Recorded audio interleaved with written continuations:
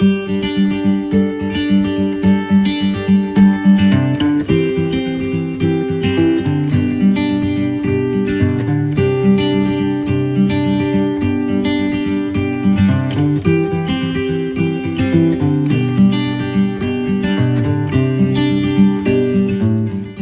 vous voyez sur le sable des traces de pas, vous pouvez être certain qu'il y a quelqu'un qui a fait ces traces, parce que le sable n'a pas par lui-même cette forme. Alors maintenant, ce qu'on va essayer de faire, c'est de transposer ce raisonnement sur les effets et les causes au niveau métaphysique, c'est-à-dire en considérant les choses dans leur existence même. La question c'est, pourquoi est-ce qu'il y a quelque chose plutôt que rien? On pourrait imaginer qu'il n'y ait rien qui existe, mais il se trouve qu'il y a des choses qui existent. Alors, si on applique le même principe, on va se dire qu'on est certain qu'il y a une cause d'existence aux choses qui existent. Et cette cause elle-même, elle existe. Et donc elle a une cause, et ainsi de suite. La cause première, c'est ce qu'on appelle Dieu du point de vue de la philosophie.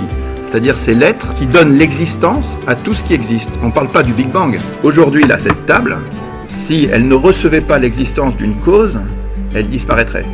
C'est-à-dire il y a quelque chose qui cause son existence. Dans la Bible, Moïse a vu un buisson et il a demandé à Dieu son nom. Et Dieu a dit « Je suis celui qui est ». La religion, dans cette parenthèse biblique, a rejoint exactement la philosophie. Dieu s'est défini comme l'être par lui-même existant, qui donne l'existence à tout ce qui est. Et c'est assez étonnant. Deuxième démonstration à partir des œuvres créées. Dans l'histoire, il y a eu plusieurs formes de démonstration de l'existence de Dieu. Elles reviennent tous un peu à la même chose, c'est-à-dire qu'il y a dans l'univers des traces d'une intelligence absolument supérieure. Et la grande question, c'est est-ce que cette intelligence peut arriver par hasard? Et la science d'aujourd'hui y répond de manière assez forte. Donc, si vous arriviez un jour sur une planète comme ça, et que vous trouviez une rose ou une Ferrari, vous diriez forcément, il y a quelqu'un qui a fait ça. Ça tomberait sous le sens. Le problème dans le monde, c'est qu'il y a trop de merveilles, il y a trop de choses qui sont aussi technologiques. Comment est-ce qu'on a pu passer de ces pierres à des choses vivantes? D'où vient l'incroyable diversité du monde? Et puis la vie, c'est une chance sur 1, 10 puissance 60, c'est-à-dire une chance sur ça. Alors la question, c'est qui a programmé ces lois pour que ça marche? Pour que l'univers soit propice à la vie. Vous mettez un savant sur une planète vide, et vous lui dites produisez la vie, mais c'est impossible. On sait, à partir de matériaux vivants, en produire d'autres, faire des transformations génétiques, oui, mais créer la vie, personne ne sait faire ça. On a le choix contre des croyances et des visions du monde. La première, c'est de dire, voilà, cette création fantastique avec tout ce qu'elle a, derrière, il y a un être suprêmement intelligent qui l'a conçu et qui l'a fait. Ça, pour moi, ça a une logique. Et puis, il y a ceux qui disent, non, non, ça s'est fait tout seul, et ça s'est fait sans intelligence. C'est-à-dire l'absence d'intelligence qui crée un truc ultra intelligent. Je ne sais pas si vous avez déjà vu ça quelque part, donc pour moi, c'est pas logique.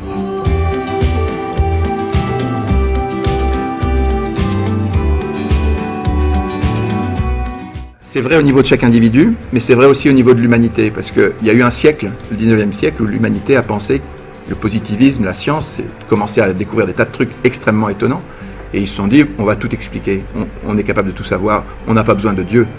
Et aujourd'hui, ça change complètement. La science doit expliquer pourquoi il y a une chance sur 10 puissance 60 que ça soit réglé comme ça. Et donc la charge de la preuve est en train de passer de l'autre côté. Personne ne peut douter de l'existence réelle de Jésus en tant que personne.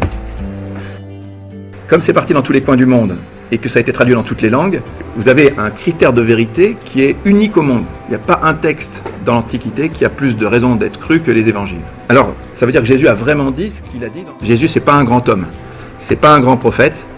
Soit il est celui qui dit être, soit c'est un menteur ou un fou. Mais vous avez le choix qu'entre ces deux trucs-là.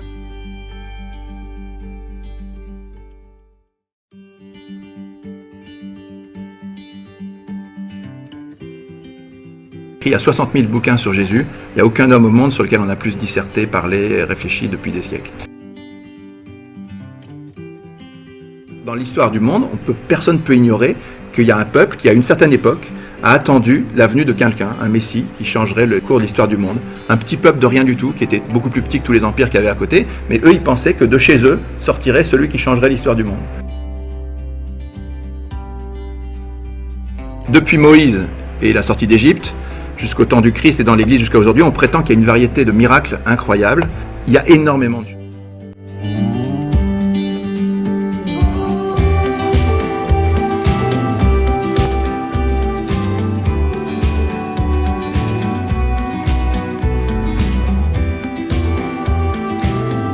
On les tue, il y a des martyrs et tout, et finalement à la fin il y a l'Empire romain qui se convertit.